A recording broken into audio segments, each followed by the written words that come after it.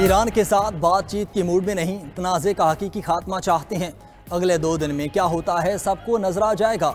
अमरीकी सदर ट्रंप की कनाडा से वापसी पहुंचने पर गुफ्तगू। बोले, ईरानी शहरियों को तेहरान छोड़ने की तनबीह उनके तहफ़्फ़ुज़ के लिए की। इसराइल ईरान पर हमलों की शिद्दत में कमी नहीं करेगा। तेहरान किसी सूरत न्यूक्लियर हथियार हासिल नहीं कर सकता, उसे डील कर लेनी चाहिए थी। मुस्तकबिल में विटकॉफ या जेडी वेंस को ईरान भेज सकते हैं, मगर ये तब होगा जब ईरान मुज़ाकरात की मेज़ पर आएगा। ईरान बात करना चाहे तो उसे मालूम है कि मुझ तक कैसे पहुंचना है। डोनाल्ड ट्रंप ने सिचुएशन रूम में नेशनल सिक्योरिटी काउंसिल का हंगामी इजलास तलब कर लिया।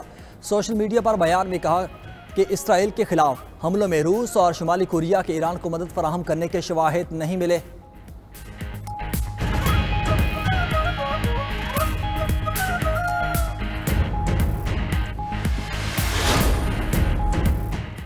चीन का अमरीकी सदर ट्रंप पर ईरान इसराइल कशीदगी में तेल डालने का इल्ज़ाम। चीनी वजारत ख़ारजा का तेहरान खाली करने की ट्रंप की वार्निंग पर रद्द-ए-अमल। वजारत ख़ारजा के तर्जुमान गोविक जीकान ने दो टोक कहा कि कशीदगी कम करने के बजाय शोलों को हवा देना, दबाव बढ़ाया या धमकियां देना तनाज़े को मज़ीद भड़काएगा और इसका दायरा वसी करेगा। इसराइल पर असर रखने वाले मुल्क जिम्मेदारी दिखाएं और जंग खत्म करने की जानिब बढ़ें। चीन ने अपने शहरियों को इसराइल से फौरी इनखला की हिदायत भी कर दी। एडवाइजरी में कहा गया कि इसराइल में सिक्योरिटी सूरत हाल तशवीशनाक है, शहरी महफूज रहते हुए इसराइल छोड़ दें। ईरान ने इसराइल पर एक और हमला कर दिया। तल अबीब और हीफा पर मिसाइल और ड्रोन्स की बरसात। तल अबीब और हीफा धमाकों से गूंज उठे। ईरानी हमले से हीफा रिफाइनरी को शदीद नुकसान पहुंचा। कंपनी के 3 मुलाजमीन हलाक हो गए। हीफा रिफाइनरी की पैदावार मुकम्मल रुक गई। राय के मुताबिक इसराइली शहर हर्जलिया में हसास इसराइली हदफ पर मिसाइल लगने से इमारत को नुकसान पहुंचा। इसराइल ने नुकसान छुपाने के लिए सेंसरशिप सख्त कर दी। ईरानी पासदारान इनकलाब के मुताबिक ज़्यादा ताकतवर मिसाइलों की नई लहर के साथ हमला किया है। आगे आने वाले दिनों में हमलों में मज़ीद शिद्दत आएगी। तर्जुमान जनरल अली मोहम्मद ने कहा कि हम दुश्मन को एक लम्हा के लिए भी अमन मुयस्सर नहीं होने देंगे। ईरानी फ़ौज का एक और इसराइली F-35 तैयारा मार गिराने का दावा। अब तक 4 इसराइली तैयारे मार गिराए। इसराइल की जुम्मे से अब तक 27 हलाकतों की तस्दीक। 600 से ज़ायद इसराइली ज़ख्मी हो चुके।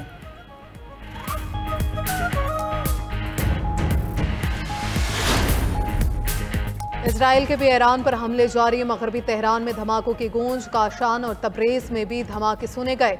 इसराइल का ताज़ा हमले में पासदारान इनकलाब के सेंट्रल हेडक्वार्टर के आला कमांडर अली शादमानी को शहीद करने का दावा।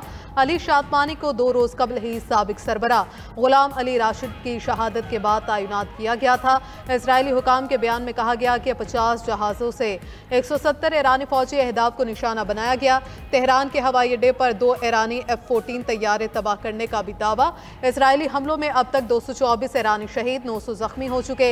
इंटरनेशनल एटॉमिक एनर्जी एजेंसी ने ईरानी एटमी तंसीब पर मुमकिन आलूदगी से खबरदार कर दिया। ईरान ने तमाम डॉक्टर्स और नर्सेस की छुट्टियां मनसूख करके वापस काम पर बुलाने का हुक्म दे दिया।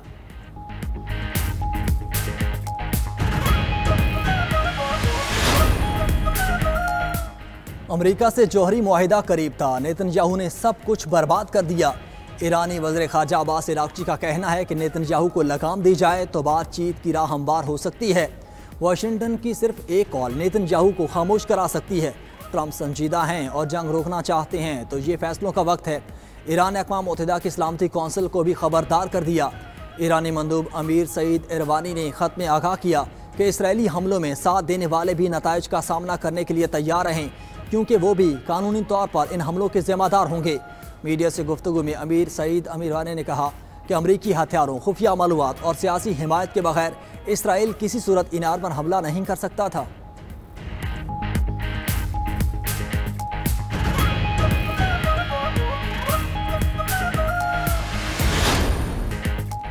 इसराइल की बदतरीन दरिंदगी। ईरान के मीडिया हाउसेस पर बमबारी कर दी, मुतादिद मुलाजमीन शहीद। इसराइल ने ईरानी सरकारी टीवी पर बराह रास्त नशरियात के दौरान हमला किया। न्यूज़ चैनल के स्टूडियो में धुआं फैल गया। हमले के बाद बराह रास्त खबर पढ़ते हुए छत का मलबा खातून एंकर पर गिरा। खातून एंकर को मजबूरन स्टूडियो से उठना पड़ा, फिर कुछ देर बाद वापस आ गईं। ईरान ने सरकारी टीवी पर इसराइली हमले को जंगी जुर्म करार दे दिया। यूरोपीय यूनियन से हमले की मजम्मत करने का मुतालबा। अक़वाम मुत्तहिदा के सेक्रेटरी जनरल एंटोनियो गुतेरेस ने ईरानी टीवी पर हमले की मजम्मत कर दी।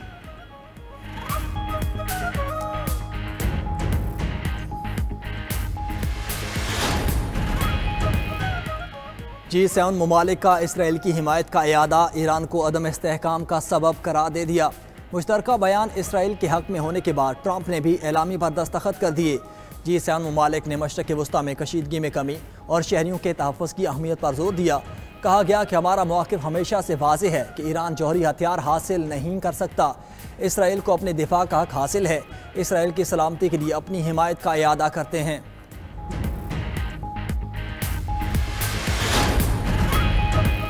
अमरीकियों को इसराइल छोड़ने में मदद नहीं कर सकते। मकबूजा बैतुल मक़दस में अमरीकी सिफारतखाने का अपने शहरियों को साफ जवाब। नया सिक्योरिटी अलर्ट जारी करते हुए बंकर्स में रहने की हिदायत। अमरीकी सिफारतखाने के मुताबिक इसराइल का मरकजी बैनुल-अक़वामी हवाई अड्डा और तमाम बंदरगाहें बंद। इसराइल छोड़ने के ख्वाहिशमंद उर्दन और मिस्र की लैंड क्रॉसिंग इस्तेमाल करें। उधर ईरान इसराइल जंगी सूरत हाल के दौरान कई इसराइली अपना मुल्क छोड़ गए। मीडिया रिपोर्ट्स के मुताबिक तमाम अफराद फ़ज़ाई हदूद बंद होने की वजह से छोटी कश्तियों में कुब्रस रवाना हो रहे हैं। इसके लिए हज़ारों डॉलर भी अदा कर रहे हैं।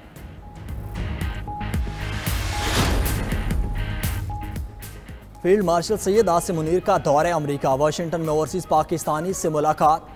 ISPR के मुताबिक ओवरसीज़ पाकिस्तानी कम्युनिटी ने फील्ड मार्शल का पुरजोश और वालेहाना इस्तकबाल किया। सैयद आसिम मुनीर ने ओवरसीज़ पाकिस्तानियों की मुआशी, समाजी और आलमी सतह पर खिदमात की तारीफ़ की। अपने खिताब में कहा, ओवरसीज़ पाकिस्तानी मुल्क के सफ़ीर हैं जो तरसीलात ज़र, सरमायाकारी और दीगर शोबों में नुमाया कामयाबियों के ज़रिए पाकिस्तान की मईशत और साख में मुस्बत किरदार अदा कर रहे हैं। ओवरसीज़ पाकिस्तानीज़ ने ऑपरेशन बुनियानुल मरसूस के दौरान पाक फ़ौज की शानदार कारकर्दगी, बहादरी और पेशेवराना महारत को भरपूर सराहा।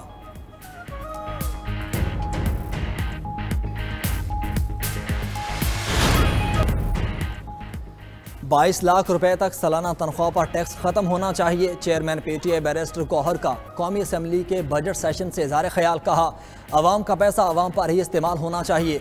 हुकूमत से तवक्को है कि वो अपोजिशन की तजावीज़ पर गौर करेगी। पीपल्स पार्टी की रहनुमा शाजिया मरी का कहना था, अवाम को रिलीफ देने की अशद ज़रूरत है। सोलर पैनल पर 18% टैक्स को पीपल्स पार्टी सपोर्ट नहीं करती। पाक अमरीका शराकतदारी को वसअत देने के ख़्वाह हैं। टैरिफ से मुतल्लिक अमरीकी हुकाम से बात हुई। अमरीका ने यकीन दिलाया है कि पाकिस्तान के साथ स्ट्रेटजिक मुआहिदा हो जाएगा।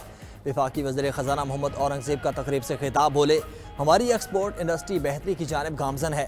टैक्स नेट, एनर्जी और SOEs में इस्लाहात जारी रहेंगी। हमें सिंध से पब्लिक प्राइवेट पार्टनरशिप का मॉडल सीखना चाहिए।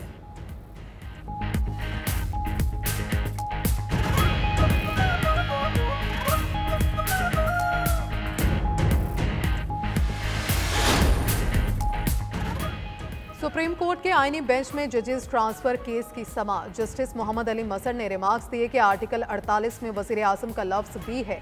क्या मुस्तफ़ा एम्पेक्स फैसले से आर्टिकल 48 में लफ्ज़ वज़ीर आज़म गैर मौसर हो गया? जजेस और दरख्वास्त गुजार के वकला को फैसले में गैर कानूनी पहलू की निशानदही करना चाहिए थी। वकील फैसल सदीकी ने जवाब दलाइल में कहा, इस केस में 3 साबिक चीफ जस्टिस, मौजूदा चीफ जस्टिस, सदर मुमलिकत और वज़ीर आज़म शामिल हैं। इस मामले पर खामोशी इख्तियार नहीं की जा सकती। तकर्रुरी का तरीक़ाकार है, जब तक समरी पर दस्तखत नहीं होते तकर्रुरी नहीं होती। लेकिन अटॉर्नी जनरल कह रहे हैं कि हम लिखेंगे नहीं, आप समझ जाएं।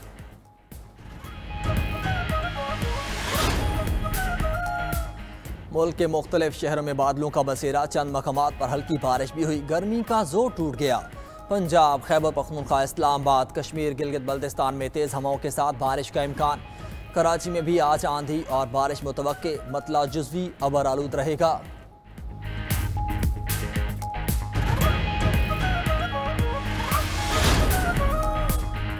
दहशतगर्द इसराइल के गजा पर भी बरपरियत जारी। रफा के करीब इमदादी मरकज पर खुराक के मुंतसर लोगों पर अंधाधुंध फायरिंग। 20 अफराद शहीद, 100 से जायद जख्मी। 24 घंटों के दौरान हमलों में 68 फलस्तीनी शहीद, 182 जख्मी हो गए।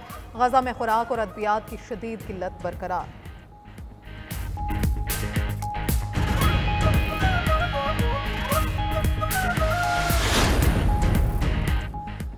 रूस का यूक्रेनी दारुल-हुकूमत की पर मिसाइल और ड्रोन से हमला, 14 अफराद हलाक, 44 जख्मी हो गए। हमलों के बाद फजा में खौफनाक शोले बुलंद हुए।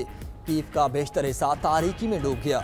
मेयर के मुताबिक हमला इंतहाई खौफनाक था। सोलोमेंस्की में कई रिहायशी इमारतों को नुकसान पहुंचा। हलाक अफराद में एक अमरीकी भी शामिल है।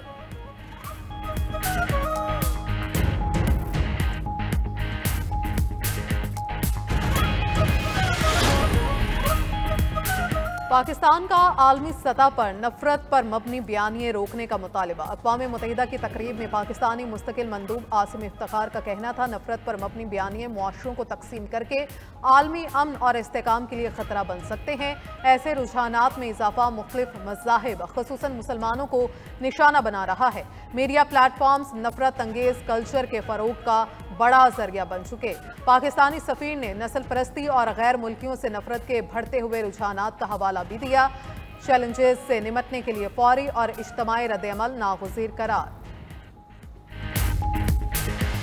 जमीन की प्यास इंसानियत का इम्तिहान। आज दुनिया भर में खुश्क साली का दिन मनाया जा रहा है। खुश्क साली और कहत के बारे में आगाही और निमटने के इक़दामात की अहमियत उजागर की जाएगी। अफ्रीका से लेकर एशिया तक और जनूबी अफ्रीका से मशरक़ वुस्ता तक ज़मीन बंजर हो रही है। आज ज़मीन की प्यास ना बुझाई तो कल ये प्यास इंसानियत वजूद को निगल सकती है। माहिरीन का इंतबा।